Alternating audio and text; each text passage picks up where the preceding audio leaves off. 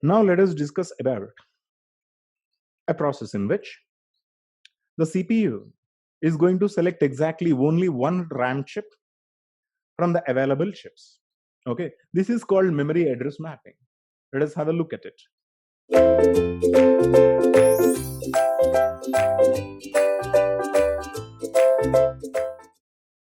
Here, we're going to discuss about a process. The CPU is going to select only exactly one chip from the available total chips. Okay, this is called memory address mapping. This process is called memory address mapping. Okay, what is exactly memory address mapping? Okay, here there is a CPU, but there are multiple chips. When CPU want to communicate with the main memory, this is main memory altogether. So in order to have it secured and safe, what we have done is we have divided the main memory into several RAM chips rather than using a single chip. So we do have multiple chips, right? So there are several RAM chips and a ROM chip also. There is a ROM chip also. So, but a CPU will have to select exactly only one and only one chip, okay, for communicating. That is, either CPU can transfer or can receive the data to and from the main memory. So, in this process, CPU should be able to select only one RAM chip or a ROM chip. Okay, this process is called memory address mapping. Okay, so let us see how this is going to happen. Okay, now see, the thing is, we need to divide our main memory into multiple chips. For that, let us take an example. By using an example, I'm going to demonstrate how memory address mapping is going to take place. Okay, let us take that example. Now let me take an example. I'm going to design my main memory with a size of 1024 words. Okay, my main memory is equal to 1024 words. You know that the main memory is a blend of RAM and ROM, right? The main memory should be composed of RAM and ROM. Okay, so what I'll do is I will use 512 RAM plus 512 word ROM, which means that I have divided equally the capacity of main memory into RAM and ROM. That is 512 words RAM and 512 words ROM. Okay, so here, you know that RAM is susceptible. The RAM is vulnerable to the external disturbances. So the RAM has a danger. RAM is under a danger of getting damaged during any disturbance, during any power fluctuation or any external disturbance or temperature rise. RAM may get failed. So what we are doing, we need to divide the RAM into multiple chips. So what I'll do is I will divide this RAM into multiple chips. Let us say I'm going to divide this 512 word of RAM into 4 equivalent chips. That is RAM 1, RAM 2, RAM 3, and RAM 4, which is 128, 128, 128, 128 words each. So 4 into 128 is equal to 512. At the same time, I need not divide my ROM chip because ROM chip will not be accessed too frequently. ROM chip will be accessed very rarely during the system startup and during a scan is running if a system requires the important files. Only in such times ROM will be accessed. So ROM will not be accessed as much as RAM. So ROM will never be under a danger of getting damaged because ROM will be accessed very rarely. So I need not divide. Hence, I need not divide my ROM chip. I can use a single chip for ROM that is of just 512 words. Okay, so in my system, if you can have a look at, I do have RAM 1, RAM 2, RAM 3, RAM 4, 4 RAM chips and 1 ROM chip. Okay, my main memory comprises of 5 different chips, 4 of RAM chips and 1 of ROM chip. Okay, now let us see the process of memory address mapping here. Now I do have 4 RAM chips, right? That is RAM 1, RAM 2, RAM 3, and RAM 4. Okay, each is of 128, 128, 128, 128. Now my ROM is of 512. Total capacity is 1024. Okay, now let us have a look at. Now here, in order to communicate with RAM and ROM, in order to communicate with my main memory, CPU uses an address bus, all right? In order to communicate with memory, CPU will use an address bus. Okay, whenever CPU wants to read something, CPU will send an address through the address bus and will collect the data from the data bus. Okay, now we'll see about the address bus, how the address bus is needed to be designed. Okay, let us see. What should be the size of the address bus for each RAM? RAM is of 128 words, right? 128 is equal to 2 power 7. So I require 7 address digits for RAM. Okay, 7 address digits for RAM. In order to communicate with ROM, the size of the ROM is equal to 512 words. So 512 is equal to 2 power 9. So there are 9 address bits for ROM. Okay, so in order to communicate with any of the RAM, I just require 7 address digits. In order to communicate with the available only one and only ROM, I do require 9 address digits, because 2 power 9 is equal to 512 and 2 power 7 is equal to 128. Now what we do is, we will take this size.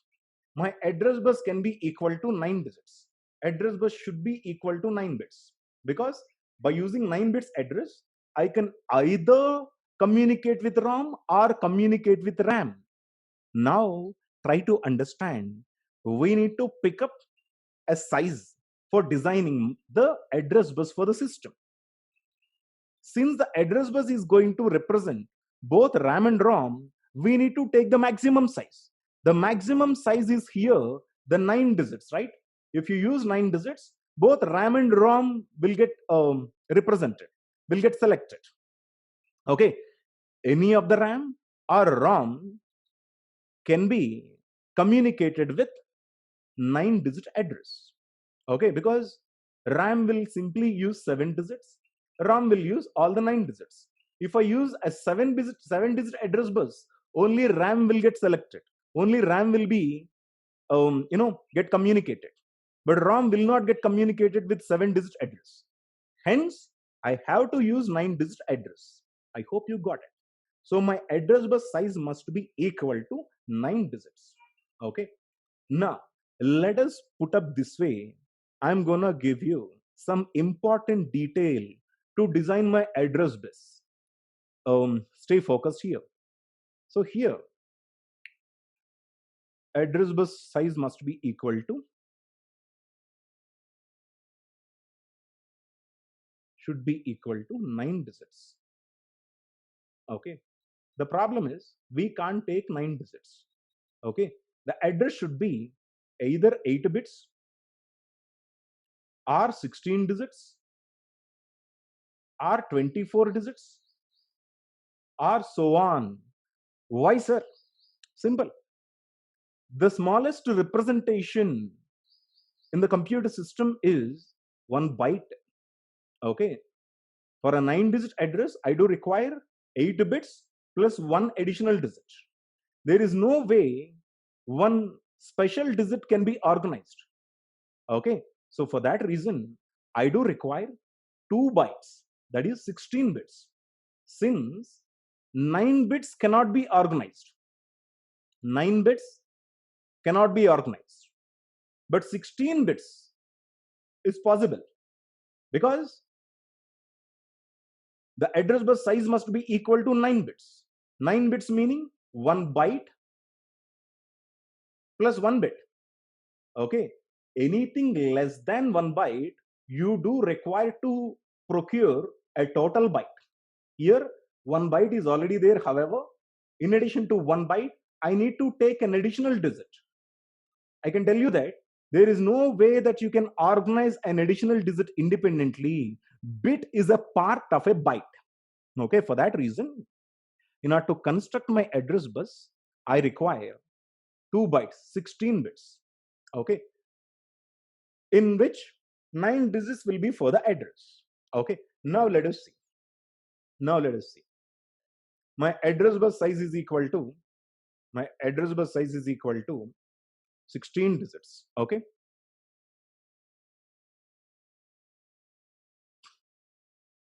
bus is equal to 16. Okay, by using a table, I'm going to completely demonstrate this. Stay focused.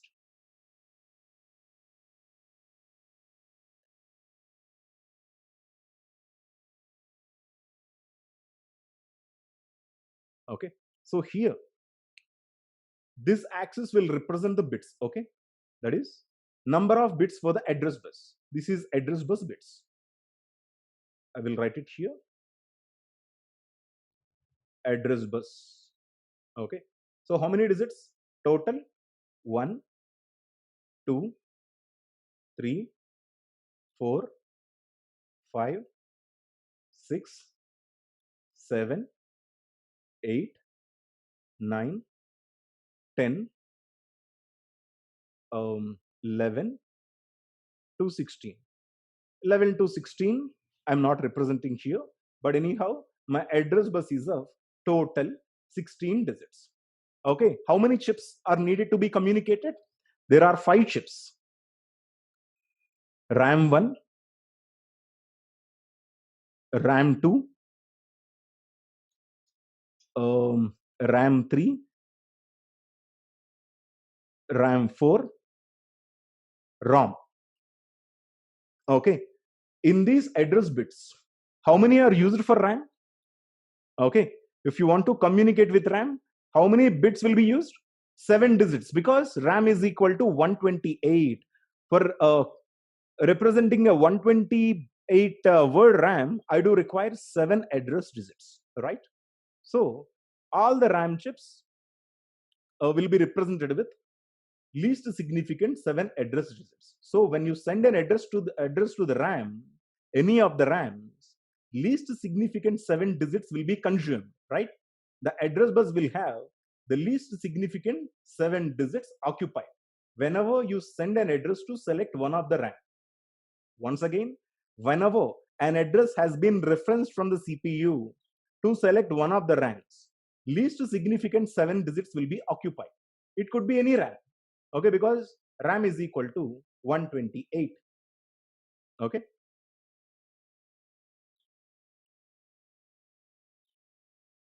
RAM 3, this is RAM 4. The least significant 7 digits will get occupied. 1, 2, 3, 4, 5, 6, 7. Okay,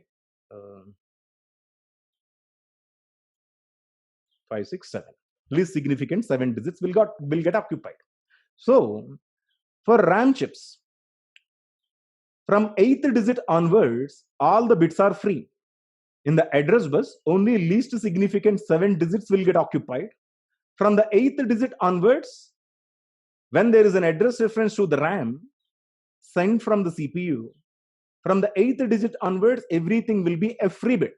Okay, will not be occupied. Okay, so for RAM case, 8 to 16 are completely free. 1 to 7 occupied. For ROM case, what is the ROM size? ROM size is equal to 512 words, which means that least significant 9 digits will be occupied whenever there is an address reference sent to ROM.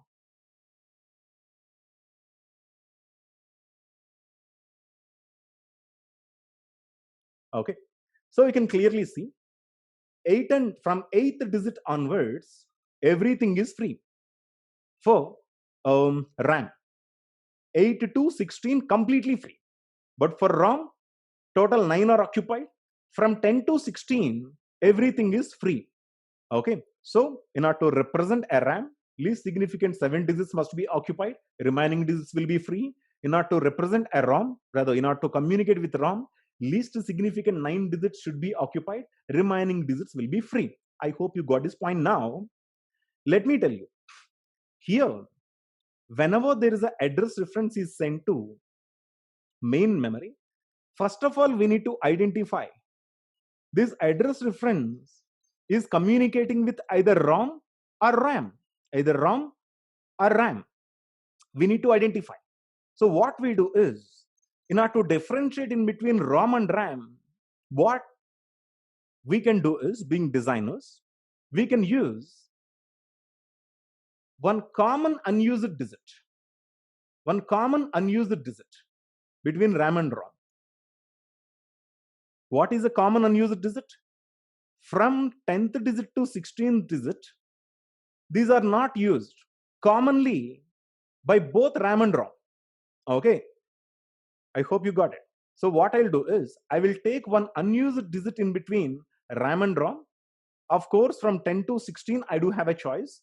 These 10 to 16 are not occupied by neither of the RAM address nor of the ROM address when these are getting communicated.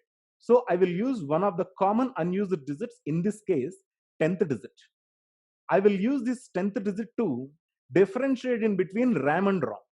Okay, so when CPU sends an address reference, CPU ensures that the 10th digit is equal to 1.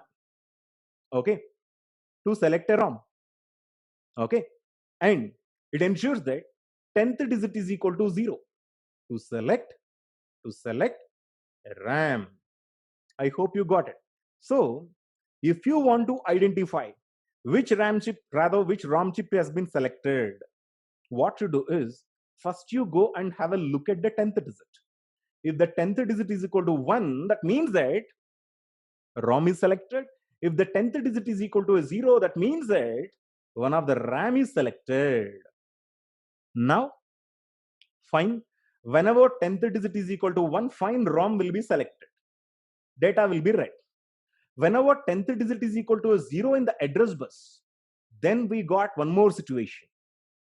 When 10th digit is equal to a 0, we do have 4 options: RAM 1, RAM 2, RAM 3, RAM 4. Okay. Again, of course, the address reference is falling under a RAM, but which RAM? That will be differentiated by using any of other unused bits. Now I will use 9 and 8 digits. Okay. If 9 and 8 digits are 0, 0, the address is falling under RAM 1, 0, 1, RAM 2, 1, 0, RAM 3, 1, 1, RAM 4. I hope you got it. That is, first of all, how to differentiate in between RAM and ROM. Because my main memory is not a single module. My main memory has 5 modules attached to it.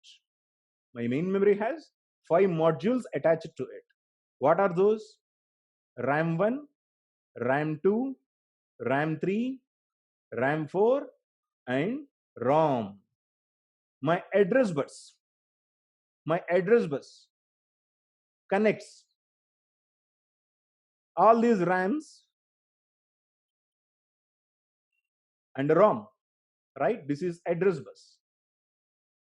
Address bus size is equal to 16 digits. This is ROM, this is RAM 1, this is RAM 2, this is RAM 3, this is RAM 4. Okay. Now, how to differentiate, first of all, in between ROM and RAM? How the CPU is going to identify that is needed to be communicated is either a ROM or a RAM. Okay. So what we do is, we will ensure that we observe the 10th digit. Okay. If the referenced address has a 1 in the 10th digit, that means that that address reference will be falling under ROM. Okay. If the 16-bit address has a 0 in the 10th digit, that means that this address reference is falling under a RAM. Again, when it is equal to 0, again we need to select only one of the RAMs, because there are 4 RAMs: RAM 1, RAM 2, RAM 3, RAM 4. Okay. So for that reason, we will use 8 and 9 digits, because 8 and 9 digits are free for RAM. Okay, so what we'll do is, if the reference address has 00 in 8 and 9 digits and having it 0 in the 10th digit, which means that this is falling under RAM 1. Okay, if the reference address has a 0 in the 10th digit and 01 in the 8 and 9 digits, rather in 9 and 8 or 9 and 8, sorry, 9 and 8 digits, and then it is falling under RAM 2. And there is a 0 in the beginning, that is the 10th digit, 10 in 9 and 8 digits. 10 in 9 and 8 digits. That will be falling under ROM 3. Okay, a 0 in the 10th bit position, 11 in 9 and 8. That is falling under RAM 4. I will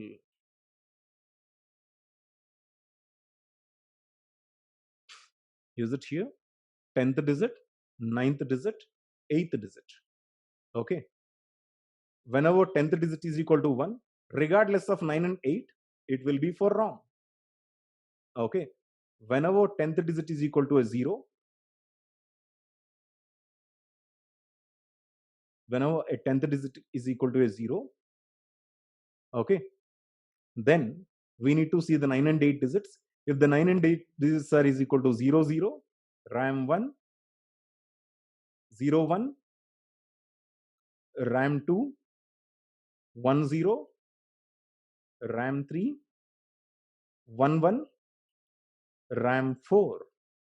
Okay, this is called memory address mapping.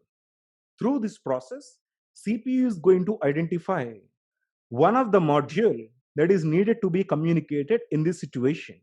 In our case, I do have 5 different modules attached to the main memory. 5 different modules attached to the main memory. Okay, 4 modules are RAM modules, which are equal to 128 each. One module is a ROM module, which is equal to 512. Okay, so by using the process what I have explained you in a short while ago, just a short while ago, these modules will get communicated. Okay,